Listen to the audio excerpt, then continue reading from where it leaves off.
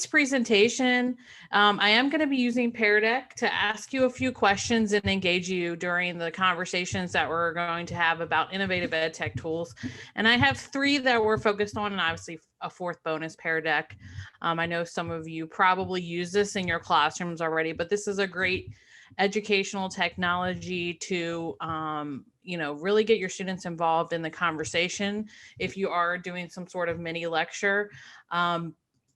In order to join the Pear Deck, you would go to your device, whether you have your cell phone, another tab on your PC, or your Mac, and you would just type in joinpd.com, and then you would put in this join code, and then it would connect you. I've seen 2 people have already connected.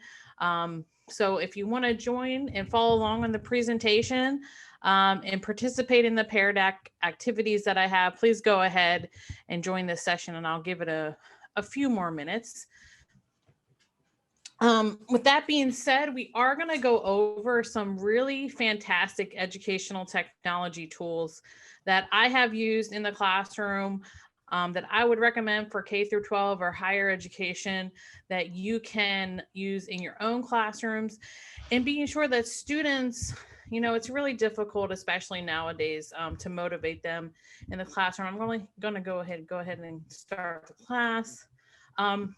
So before I continue that conversation, I do want to introduce myself. I've been teaching with Toro for about 3 years now. In the ITP program, I teach the foundations course, which is EDIN 623. And then I also teach the designing online instruction course. I also host an EdTech podcast, so I love this stuff. And these are just some pictures. I love the beach. I'm a dog mom, and I have an identical twin. And I'm also currently earning my doctorate at Toro University, Nevada, in educational administration and leadership. So hopefully by the end of this year, I will finally be graduated from that, as I know everybody is probably thinking about the next steps, maybe joining our ITP program and getting that bump in salary. So I do encourage you to learn more about that. All right, so in continuing the conversation about educational technologies, you never, as an instructor or as an educator, want to stop learning. Your students are learning every day, you're learning every day, and every day we say we learn something new. I know it sounds cliche, but it's actually true. I learn about new educational technology tools every day. There are so many out there, and we're going to talk about just a few that I think you can use to assimilate your students to being motivated in this virtual space, and also ones that you're going to enjoy as well. So in 2020, and this is just for context and reference in the conversation that we're going to have, $803 million was invested in ed tech. So in 2021, that's estimated to be over 1 billion. So that's something significant if investors are looking to invest in educational technology tools and things that educators and faculty members and instructional designers, technologists are using in the education sector. So it's something that's very important, and it's growing in the industry. So since COVID hit, people have really began to see the value of technology in the virtual space, not only because we're presenting online, we're learning online, but also because they see how engaging it can be. It's not just something that you're passively using, sitting by, listening to somebody lecture for 800 minutes. You're actually engaging the students in some fun activities, and they're learning at the same time, which is the best part of educational technology. So today, this is our agenda for today. We're going to talk a little bit about, we're going to explain educational technology, what that is. And I also have a method that I frequently use when I'm assessing and evaluating ed tech tools that I want to use in the classroom to make sure that it's something I'm using for a purpose, and I'm not just using educational technology for the sake of using it. And then I have 3 different texts that I'm going to work with you on. I'm going to show you how to use them. And I also want to have a conversation about if you've used them before, what you've done in your classroom, or conversations surrounding what you think are the best methods to implement these educational technologies in your classroom. Yes, I feel like I'm an expert in this realm, but I also want to hear your ideas as well. All right, so let's put the numbers in context again here. So there's about 57 million students in public schools, and roughly in 2020, there was about 1,400 educational technology tools available, and there's one educator. That's it. There's one you. There's all these students, there's all these ed tech tools available, and you really have to sift through some of the clutter of the educational technology space and see what's there and what's really valuable for you and your students. So that's just giving you a frame of reference about how you as an educator, you have to go in, you have to evaluate these tools and decide what's best for you and your students to use in the classroom. All right, so let's talk a little bit about motivation before we get into the educational technology tools. If you've taken a psychology class before, you've taken, a sociology class, you probably heard the terms, and even an education class, extrinsic and intrinsic motivation. So these are the two types of motivations that exist. Extrinsic motivation means that students are just are motivated by rewards. They want stickers, they want points, they want something, instant gratification, they want a trophy like in this picture. They're motivated by that extrinsic reward that they're receiving something. Us, we're motivated by money. As adults, we want something for what we're doing. Intrinsic motivation is more of it's something that's good for you. You want to do it not because you're getting a reward, but something that's pleasing to you. You enjoy doing it. So teachers are totally intrinsically motivated. They do these things without getting the instant gratification. Obviously, we don't get paid like football players. We do these things because we love what we do and we love help students learn. So I'm going to talk about these technologies from these different realms in terms of the extrinsic and intrinsic motivation. All right, so EdTech Explained. And I want to preface this by saying that I like to go through and have a conversation with the audience about using what works in your classes. And now what I want to ask everybody, if you can in the chat, tell me, before we even get into the educational technology tools and information, if you want to tell me with your microphone or tell me in the chat, what types of educational technology tools have you used in your classroom? So you can use the chat or you can tell me, turn your mics on so we can make this a bit more conversational. Kahoot, that's a good one. Kahoot's been around for a while. Anybody else? Ed Puzzle, Pear Deck, yay. Cami, never heard of that one. Google Meet, yep, that's an EdTech tool. Zoom is an EdTech tool. Excellent. Yep. Quizzes, use that one as well. So I think, it's the common ones. Like these are the ones that I most frequently run into, the Padlets, the Quizzes of the world, and things that are just easy to integrate into your class. Like your students are going to understand how to use it because they're digital natives, as we call them, or you're going to understand how to use it because it's got a lot of support, it's intuitive to use. So you, from the faculty perspective, it has to be something that is not going to take up a lot of your time. And also on the student end, on the end user end, they're going to be able to engage in it without having issues. I think some of the worst types of sessions that I've been in with educational technology is where I struggled with it a bit. And it just takes away from the presentation. It just takes away from the lesson. And, oh, I have to help this student, or I have to help this person fix their iPad, or I have to help this person log on to get online.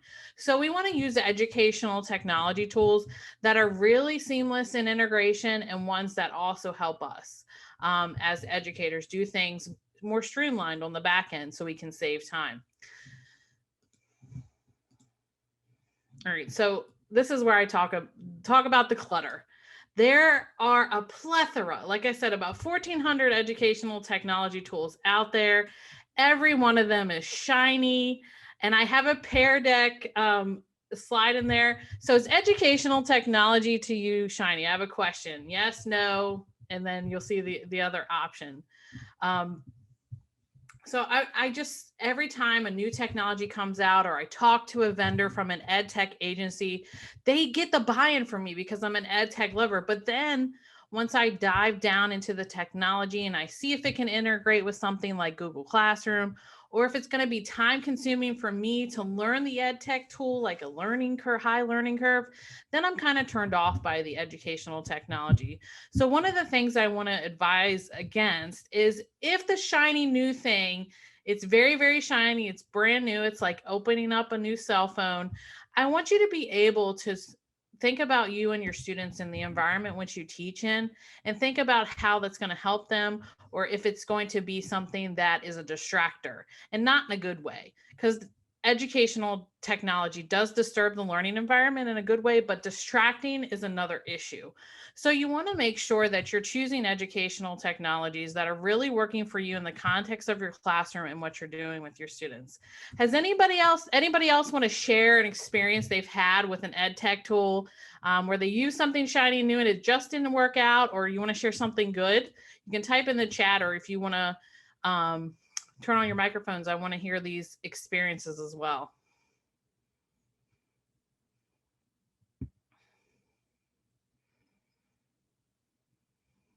Everybody's quiet. They're like, we worked all day. We don't want to talk. I get it.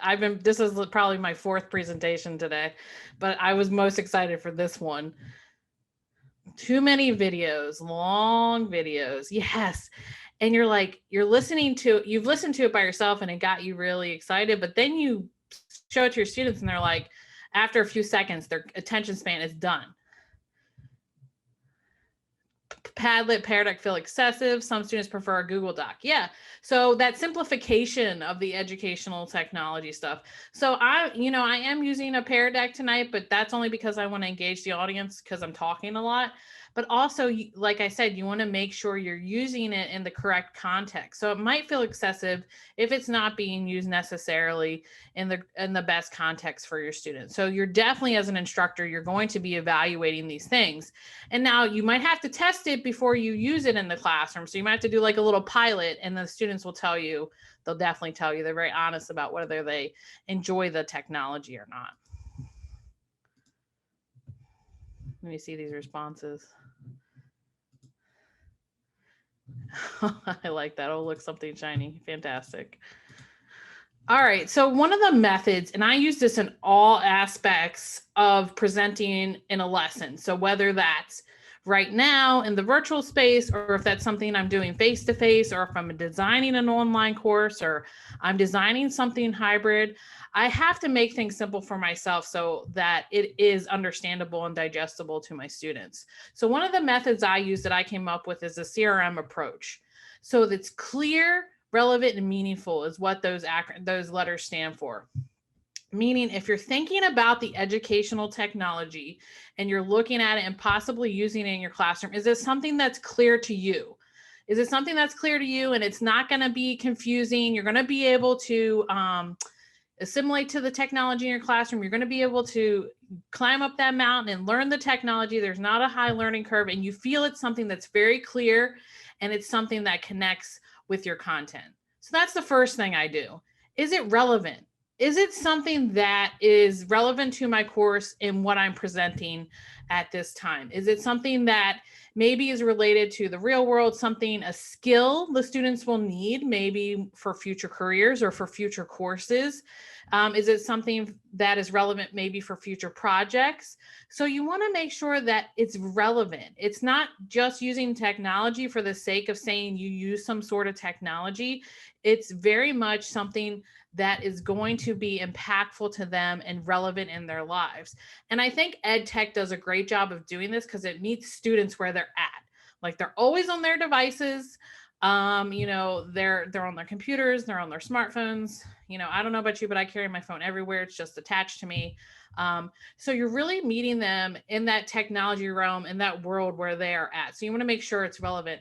And yes, it is technology, but not every educational technology does a great job of meeting the students necessarily where they're at.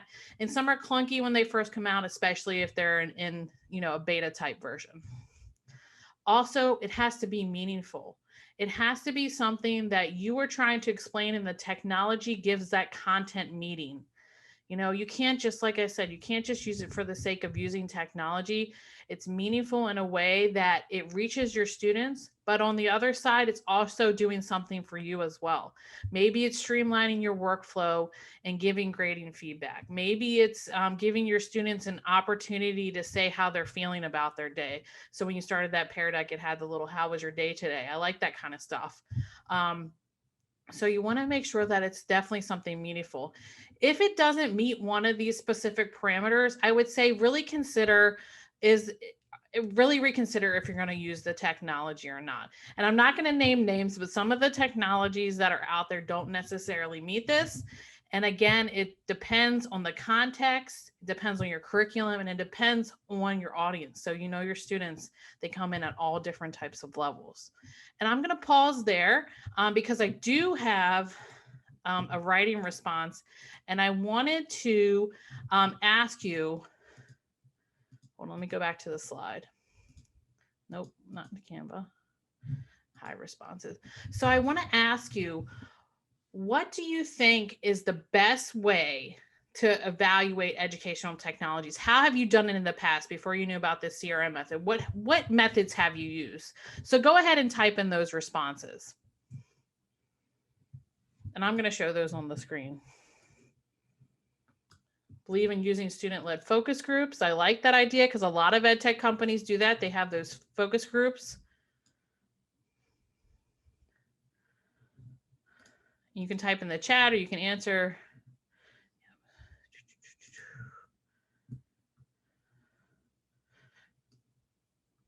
Review from other teachers, so that word of mouth. I love this stuff. I love Pear Deck. I like to see if tech tools support students in achieving. I'm getting the, like it's Wheel of Fortune. What's the message? Yeah, learning outcomes. Definitely, because we want things to be aligned. We want things to be, like I said, that relevancy is so key. So you see how all of those are definitely connected.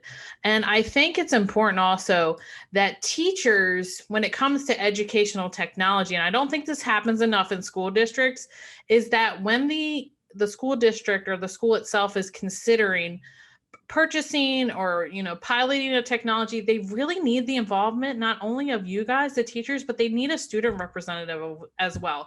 And that of course depends on the grade level, but having the student representation is important because they are the ones that are going to ultimately be the end user experiencing this situation. And you as the educator can give your like, oh, I don't think this is going to work. You know, this is not cross curricular. It's only focused on one subject. This is something for math people, and math people don't get all the benefits. Sorry if you're a math person. I'm just using that as an example. So you want to make sure that when you are considering these things that you are doing what's best for the institution as a whole and the group as a whole. Okay, before I get into my educational technologies, I want to pause here for any questions or comments. Somebody drew on my presentation. It's okay.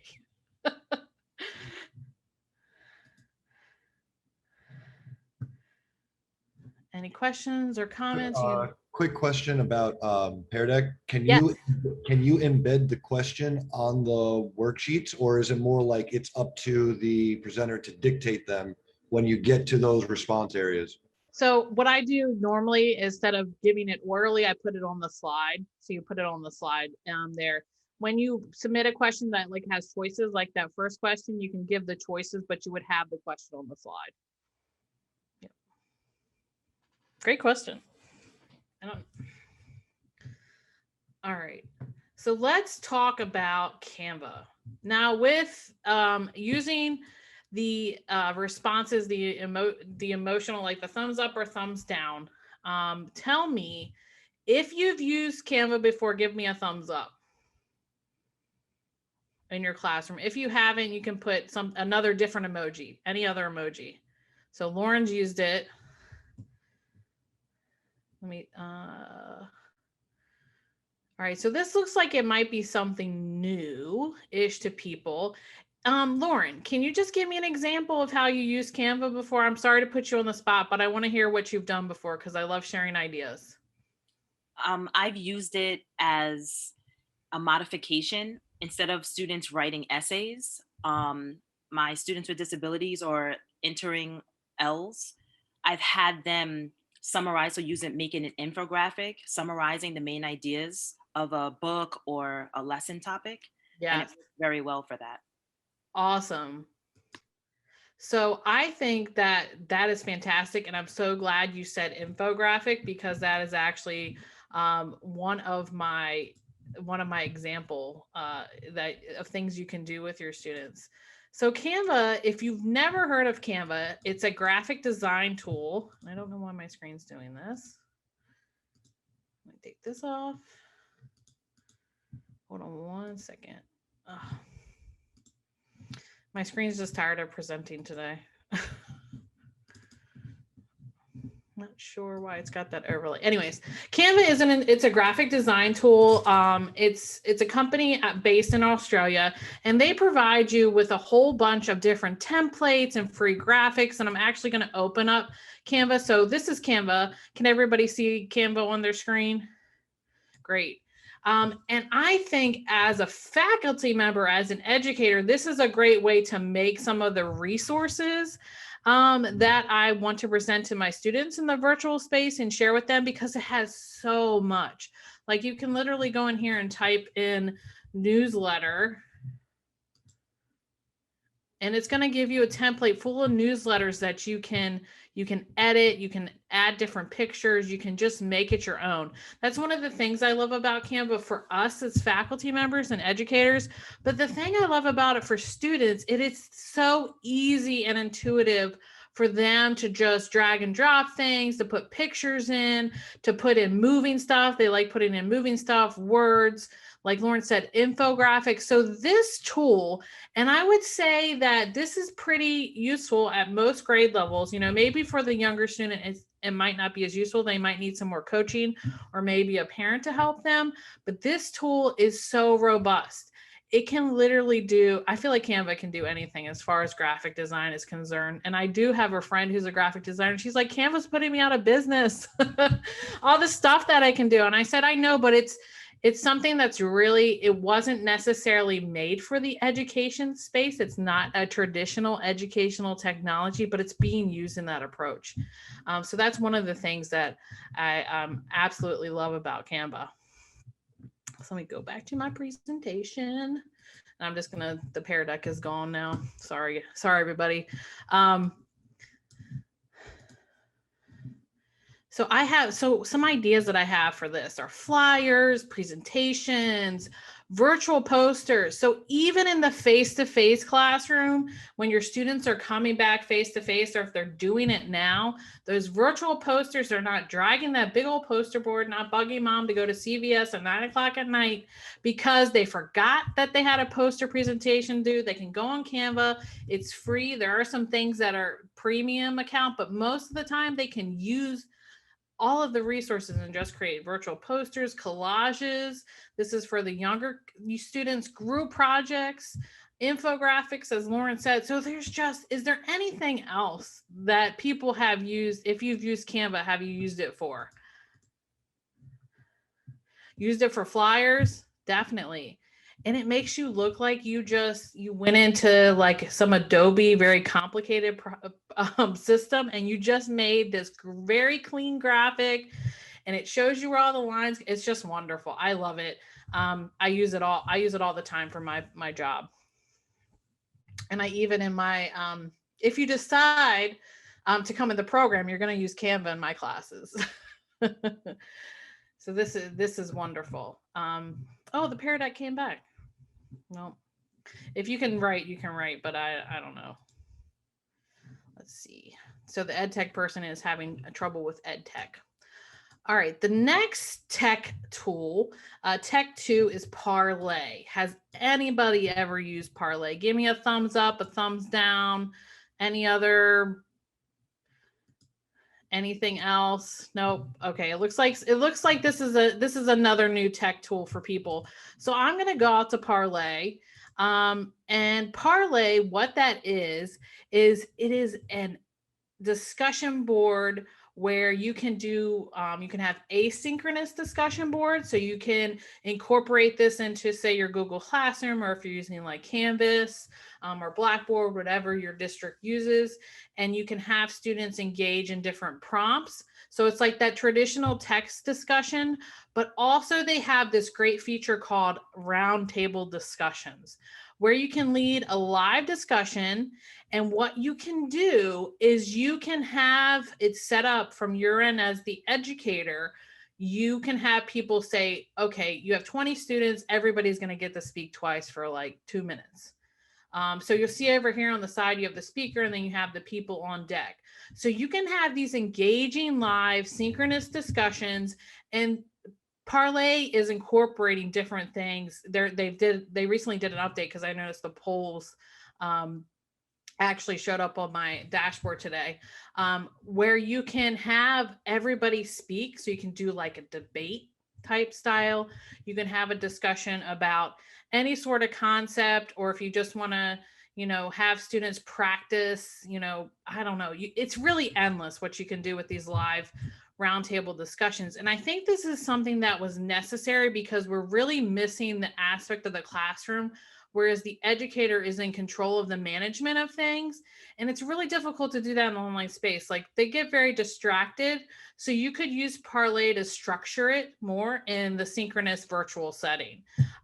So this, again, is a free tool. I forget how many they give you. Let me go back. I think it's up to, I think it's 10 live roundtables or something like that. And you can use this for free. So you do have to go in, like I created, they have this My First Course. You would have to go in and put your students' information in there and invite them. But really, it's a fun tool to use, especially if you want to get, students engaged in more conversational live synchronous activities. Dennis, did you have a question? Yeah, I was going to ask, is this, when you're talking about like a discussion, is this going to be a thing that would like replace a Google Meet, or is this more for like text box discussion, like a Padlet-ish type of tool? How would you really describe this? So they have a Padlet type feature, but they also have this live roundtable discussion. So imagine in the face-to-face, it would be everybody's in a circle, and then you would have people speaking and having conversations. Say, for example, in history, if you did like role playing. So it would be that type of deal, but in a virtual space. And you, as the instructor, are the moderator. So they do have those traditional type text-based discussions where you can use different topics. But then there's this live thing, this roundtable discussion. Like if I put all of us into a parlay, and we had a debate about if learning styles truly exist, I could set the parameters for everybody's going to speak 3 times. And this is how the netiquette, the instructions, and all that stuff is going to go. So you set up all those expectations prior to having the debate. And then it's just the students, like, you set it to go and you just moderate it, and it's really cool. So now, like, just when you use this though, is there video, or is this then just purely, because like, how would it be? Like, it sounds like there's a little bit more features that like Google Meet wouldn't have, for example, but like, what would be the benefit? Is just the fact that you can truly structure who gets to go and like limit the amount of time. That's it. I think the benefit of it too is the fact that you're seeing on the screen who's coming up, and that prompts the students to prepare. I like that feature of it. The polling feature is something that's good too. You can also, you saw that tap in, like if you as the instructor or you as the student, you want to speak, you can tap in and you can hit that button for you to tap in. I would say I get where you're going with, like, you could totally do this inside of like a Google Meet. But I think the fact that for younger students that these things tend to need to be more structured, like for adult learners, it might work in Zoom, But for this, it really needs to be something, like I said, that's more structured for them. And in using this, I've learned that the students really like the fact that they get to prepare. So I will give them the prompts and information before we actually do it.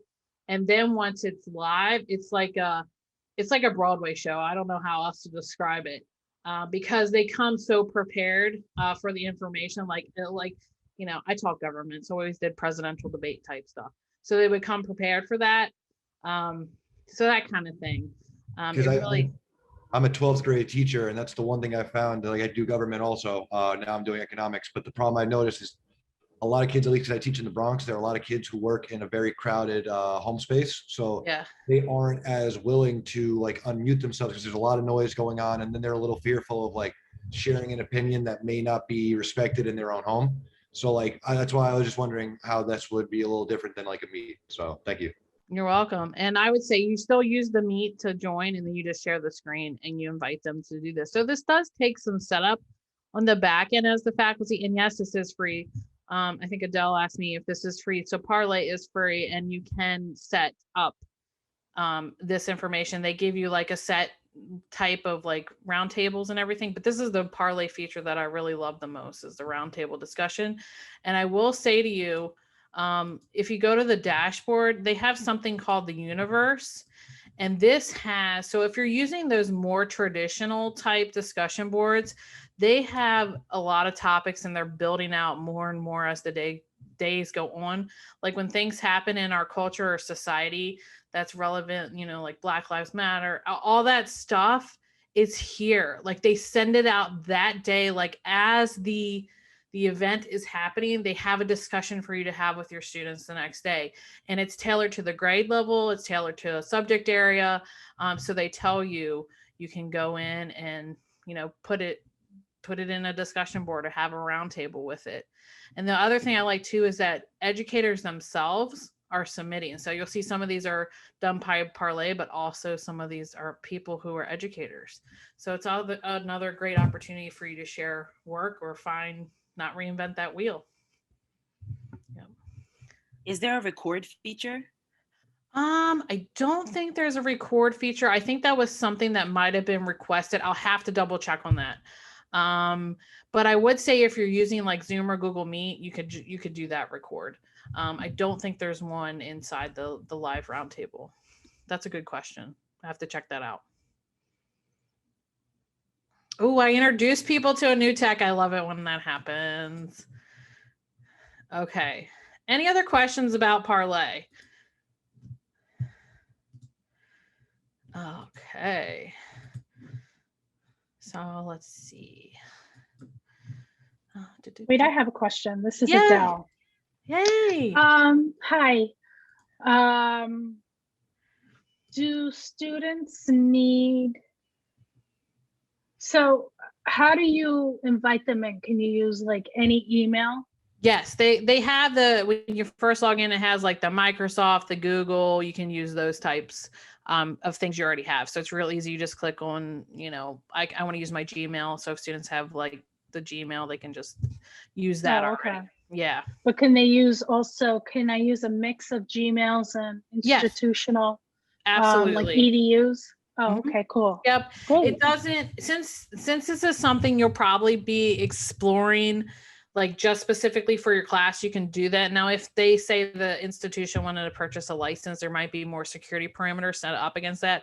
But I see this as trying it as an individual and then going to the next level with that so that everybody just gets, an account. But yes, you can use the different types of emails. Okay, cool. Thank you. You're welcome. Any other questions? Awesome. All right, next tool. So I talked about you have the online async discussions. So you can have the synchronous or the live roundtables. And I see this as something too that you could definitely, I know we have those breaks in the day where you could post the discussion and they can go in and just answer it, give them 15 minutes to respond to it. And then you can come back and have a conversation about it. But I really like the aspect of also building that community with the students. And that's the next EdTech tool. This is another love of mine. Has anybody ever heard of Yellowdig? Everybody's shaking their head. No, people with their video on. Everybody in the chat, have you heard of Yellowdig? Nope. All right, prepare to be amazed. All right, so Yellowdig is a technology tool that, let me just preface it with this. I do discussion boards in my online classes. You might do discussion boards in your online classes, or you might have students respond to different questions in the virtual setting. And when they respond, you have a prompt. They have to respond to one person. They have to respond to two people. They have to do an initial prompt. They have, it becomes very factory-like in terms of having a discussion board. It becomes something they have to check off the list. And now you run the risk of them not connecting with what you're actually trying to do in the discussion. You want them to go think on a higher level, discuss the topic. Yellowdig is based off of the community. So let me go out to Yellowdig. So I actually signed up for a free pilot. Yellowdig recently updated their platform. So there's an older platform and there's something called their Engage platform. So I'm in the Engage platform right now. And without taking up too much time and getting very excited about Yellowdig, this is a tool that is used to build community in your courses. So you can have your course. I'm going to be piloting this with my 623 students in the summertime. I've used the old one. Now I'm going to use the new one. And there are a lot of different things you can do inside of Yellowdig. So you can post different topics, saying things that are relevant to the content, things that are relevant to the real world, what things they're experiencing. And what happens is you can set up, it's a point system, so it's gamified. So you can say by the end of the semester, or by the end of the marking period, term, whatever, trimester, whatever, we all call it something different, you have to earn 1,000 points, okay? And you can say you're gonna get 100 points for posting your initial post. You're gonna get 200 points for responding to somebody. You're going to get 500 points. They have something called accolades. So you can give people, like, you can cheer them on, give them like little badges. And you can say, I want to give, so let me open up the accolades. So I want to say this is helpful. That's 150 points. It's interesting, insightful. I can respond. So like the students are using with different types of social media, this is something where they can give the person accolades. Now you want to set some expectations around this.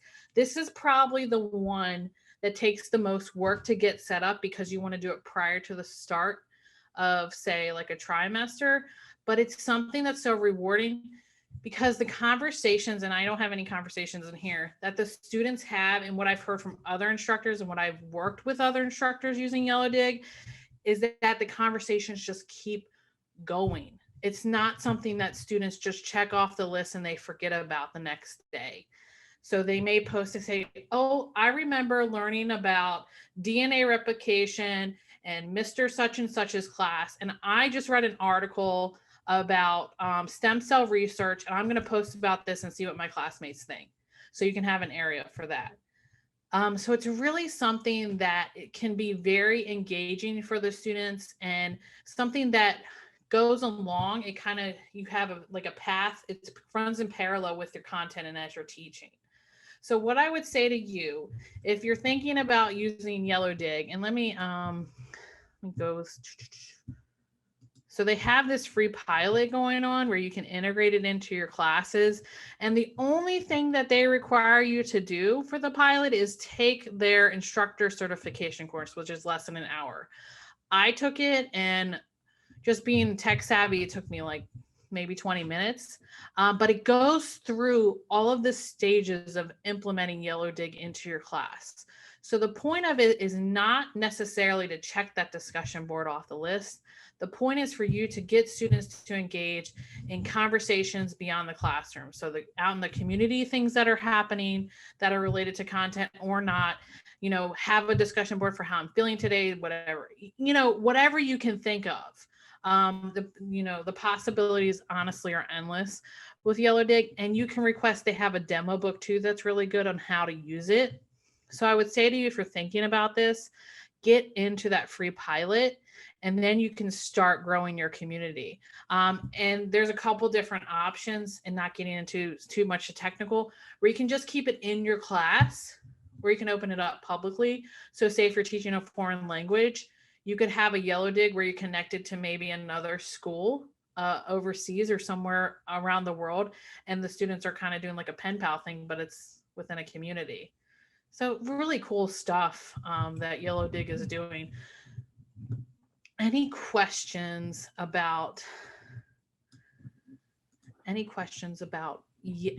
of the technologies before? So Holly, it's Adele again. So Hi. you just hit the nail for me, because that's what I'm doing. I'm doing collaborations overseas with my students.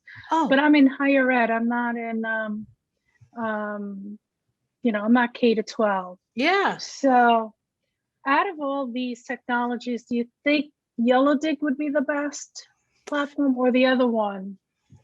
I would say if you're going Because- to connect with others outside of, say, your learning management system, Yellowdig allows Yes. for that public. Like the other two, Canva is something, they could connect with and be collaborative on, like you can share it with people, like you can do with Yes. docs and stuff. So if you're doing Right. something like that, maybe Canva. But if you want to generate conversations and you want them to learn, like parts of speech and that kind of thing, or just talk to somebody in a different language, you might want to consider Yellowdig and opening it up publicly to those other users in the other country. Well, language isn't exactly my concern. They'll be doing some icebreakers, getting to know each other in groups, and then they'll be engaging in a group presentation or project where they're going to work together collaboratively. And in the end, they do a presentation, like I said. So yeah, I would say you could create topics there and have certain groups label and just go into those topics. But the learning management system does lend itself what learning management system do you use, if you don't mind me asking? It's Blackboard, and it's so privatized that I can't bring in. It's hard. So it's hard. Yeah. I've used other stuff like Slack and Zoom, but I do want some asynchronous stuff outside of Zoom. So this sounds cool. Yeah, I would say really test out sounds cool. Yellowdig and see how it can work for you. And I will say that their team, like as soon as you sign up for something, they reach out to you. The first email is automated, but I feel like other emails have been very personable, and they're willing to work with you and help you use it for what you want to use it for and build that community. And another thing that I neglected to mention in Yellowdig is that this opportunity for that peer review stuff, I think that's something that's significantly missing in the online space, is the opportunity to post your work and have others comment on it. I think that makes people feel vulnerable. But if you develop the supportive community of learners and you have expectations set up, then you can have those peer review activities happening right live in front of you or asynchronously. You just have to set up those expectations. Well, that sounds really, really cool. Thank you. You're welcome. I'm always concerned when I do these presentations, like, oh my gosh, people are probably going to have heard of these, but I'm actually really excited that I can introduce you to new tools, and you can kind of these are tools. I picked 3 that you can take and make your own. So they all do very different things. And I would say Yellowdig and Parlay are kind of related, but Yellowdig doesn't have that live discussion feature that Parlay does. And Parlay is more of like a traditional type discussion board, whereas Yellowdig is really focused on community. The other thing too is the vocab. Like I feel sometimes like you could develop like a discussion area surrounding vocabulary. Like people don't know, like I don't know what blank means. I don't, and have like a running list of stuff. I know you can do that in Google Docs, but some vocabulary can be very complex and complicated. So you could use that to have the students work together and develop a vocab list. All right, so just to review, we talked about, when I say EdTech Explain, we're just talking about how to evaluate the educational technology tools, looking at the CRM method, the clear, relevant, meaningful, and this can really be applicable to anything you do in your classroom. Then we had Canva, the graphic design tool. Really, you can design anything in Canva. I designed a 3-pager recently at work of a program's outcomes and all these different things. And I didn't realize I could do it in Canva. And it just presented it in such a nice way. And this is something where your students are going to be going into jobs that don't exist. So they really need to be comfortable with some of these technologies and what they can do. Then there's Parlay with the roundtables and moderated discussions. You having a debate style activity. I'm sure the students would really love that, or finding different prompts out there that you can use for traditional discussion boards and those already being set up for you and having the students engage in those. And then there's Yellowdig, that sense of community, you know, even having the closed space or having the open space where you're having your students talk about different things that are happening, not only in your class, but in the world, and just developing that community with your students and making them really feel like they're part of something greater. So these are some really great ed tech tools. So if Pear Deck is still working and you're still logged in, and I don't know if it's working, or you can type in the chat, how are you ed tech today?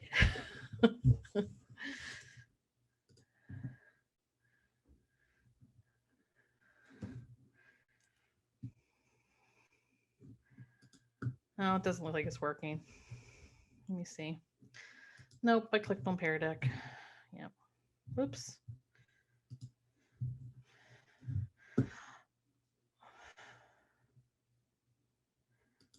Let's see.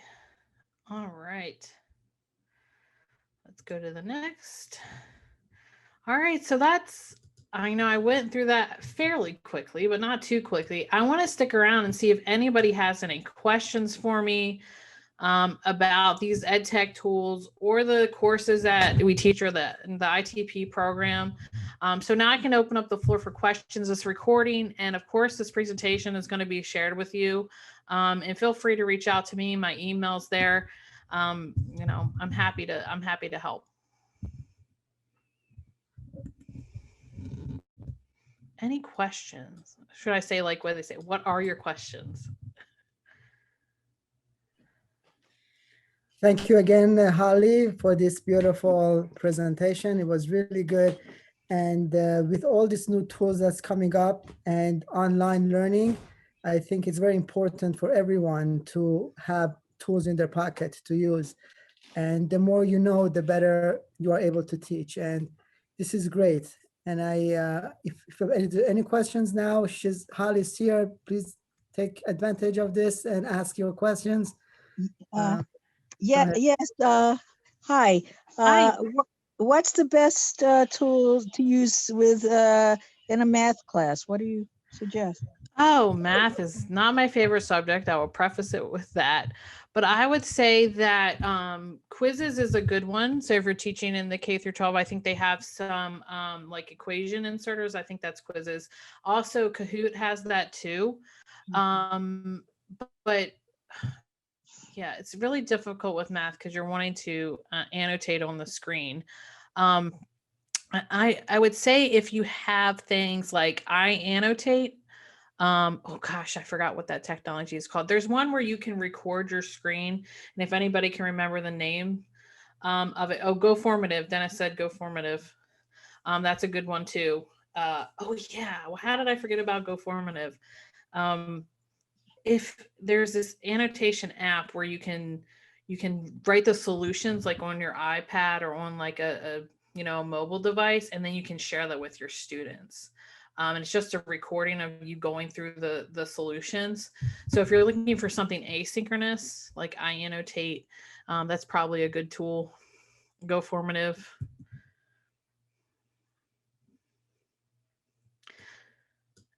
Any other questions or comments? Of the three tools you modeled, which would you say was the most steep learning curve?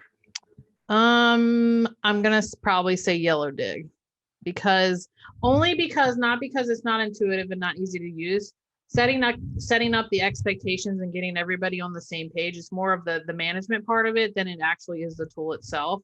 But if I was just focused on the technical part of it, I would probably say Canva, because that has so many different things that you can do that you'd have to explain, go through that sidebar and explain what each of those things do for the students. So technical Canva, but for management purposes, I would probably say Yellowdig, because it does take a little bit of time to get students used to that. And of like you said, there are like thousands of different versions of tools we could use. What would be like the top three that you didn't get to include today? So I'm sad I forgot GoFormative, because I talked to one of my friends on my podcast. So that's definitely one that's evolving. In thinking about the people that I've talked to, there's a lot of sense of community now around educational technology. So it's a lot of stuff where systems are connecting different things, and it's mostly in the higher ed space. So the ones that I use most frequently are Canva. I would say one that I didn't mention, and you can probably dabble in a little bit with your students, is Anchor. It's for recording podcasts. And I think that could lend itself to getting used to public speaking. You could just do an audio version of that if students don't want to record video. But I use Anchor, and there's other ones out there too where they could do live interviewing with people. So I like Anchor as an ed tech tool as well, not just a podcasting tool. And what else do I use? I'm trying to think. You really put me on the spot. Yeah, as soon as we get off this call, like 10 minutes later, I'm gonna be like, oh, I should have told Dennis this, and I forgot about it. Because I use so many educational technologies. Let me see. Let me look at my phone, because I have a lot of them. Well, just another question while you're still figuring that one out. Yeah. You use something like Yellowdig. Like I know, like my school, they've recommended to use Edpuzzle at times, just for the fact that it syncs pretty well with Google Classroom, and like you can kind of pull up the responses of kids, and it's easy enough to like align. Like, okay, this is what we posted in Google Classroom, so I could just enter the grade in here. Would Yellowdig be as compatible with Google Classroom? Like, is there like a link you can make, or is it kind of just like time and there? Okay. Yeah, so you can. I'm not sure about Google Classroom. I do know it integrates with all of the big LMSs that we use in higher ed, but I'm thinking Google Classroom is probably no problem. But I would check their integrations, like their support page, because it can be something you can integrate into the LMS, but it's also something that can stand alone. Yeah. What are the other tools I use? I'm trying to think through my class what I have my students do, because it's a lot of Canva. They do, they use the Anchor, we haven't really used Edpuzzle too much, but I do like Edpuzzle for inserting the questions and stopping the video. There's Panopto, which is similar to Edpuzzle, but that's not free. That's an institutional license, where it's video recording, but it's a database of videos that you can create. And it does have some editing features. That's a good one. Trying to think of more like like the Kahoots and the Padlets of the world. Have you ever used Show Me? One of my, I think that's the name of it. Like one of the teachers in my school, she basically did, she uses that to kind of have like kind of like a flipped classroom model, so she can see who watches the videos and whatnot. Like just, have you've used that? Or I haven't used Show Me, but I've seen it advertised, and it's basically like they advertise it for like a training tutorial, like you can show people how to do stuff. But I see that can be used in the flipped classroom, because you can highlight different things as you're going through it. There's also Screencast-O-Matic. Have you heard? Yeah, I've used that one before. And that's also, I use that specifically for the accessibility features. So because I can edit the captions, and Panopto does that too. I don't know if Show Me does that, because I've only, it's very surface level with Show Me. Yep. I'll think of those other two and I'll let you know. Email me in 2 weeks. I gotta get ready for my class in a little bit, but thank you. This has been very informative. I appreciate it. Thank you, Toro. No problem. Thanks. Anybody else have questions or comments? I just set up an account in GoFormative, so. Oh, excellent. And I can, if you're on LinkedIn, connect with me, and I can connect you with Matt Whelan, who is one of their account reps, and he helps teachers use the technology. He's wonderful. Yep. I could just, I guess, email you anyway. Yeah, you can email me and I can connect you there as well. Okay, thanks a lot, Holly. You're welcome. Appreciate it. Really enjoyed it. Thank you. Good. Well, thank you so much, everyone, for coming. I really appreciate you taking time out of your day to listen to me babble on about educational technology. It's great stuff.